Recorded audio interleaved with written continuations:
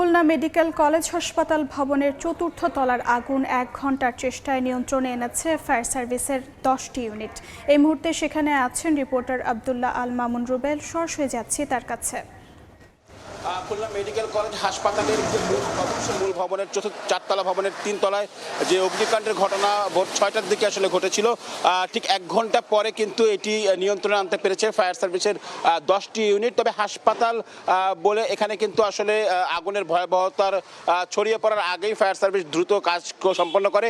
তবে আমরা যেটা জেনেছি, ভোর 6টায় আগুন যখন এটি লাগে তার পরপরই কিন্তু আসলে এখানে রোগীদের মধ্যে একটি হুড়োহুড়ি সৃষ্টি হয়, অর্থাৎ হাসপাতালের রোগীদের মধ্যে একটি আতঙ্কের সৃষ্টি হয়। সেই আতঙ্কের জায়গা থেকে তারা অনেকেই হুড়োহুড়ি করে নামেন, সেখানে কিন্তু অনেকে আহত হয়েছেন, এটি আমরা জানতে পেরেছি। এবং ফায়ার সার্ভিস বলছে যে অপারেশন থিয়েটারের একটি রুমের পাশ থেকে আগুন লেগেছে, এরকম আসলে তারা ধারণা করছেন। তবে আরও একটু সময় তারা চাচ্ছেন পুরোপুরি এটি আসলে জানানোর জন্য।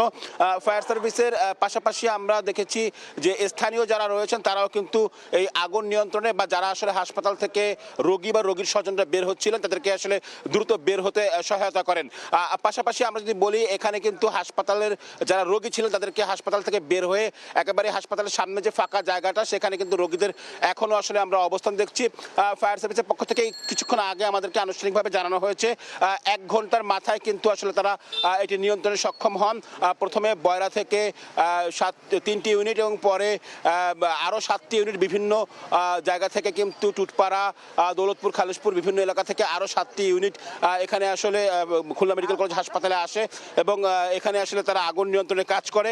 এবং এখনও কিন্তু ভিতরে আগুন নিয়ন্ত্রণে আসলেও ফায়ার সার্ভিস বলছে কোথাও কোথাও কিন্তু তাদের যে পানি দেওয়ার কাজ সেটি কিন্তু আসলে এখনও চলমান রয়েছে। এবং আমরা লম্বা পরে দেখতে পাচ্ছি যে এখানে ফায়ার সার্ভিসের গাড়িগুলি আসলে অবস্থান করছে এবং রোগী যারা রয়েছেন তারা রোগীদেরও কিন্তু আমরা যারা রোগী রয়েছেন তাদেরকেও কিন্তু এখানে আসলে নিচে অবস্থান করতে দেখতে পাচ্ছি। একটু যদি বলি যে এই অগ্নিকাণ্ডের আসলে ভয়াবহতা যখন শুরুর দিকে ছিল তখন কিন্তু আসলে রোগীদের মধ্যে এবং তার স্বজনদের মধ্যে আতঙ্ক ছড়িয়ে পড়েছিল।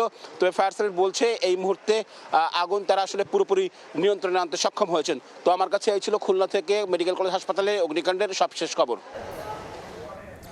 যুক্ত ছিলাম খুলনায়।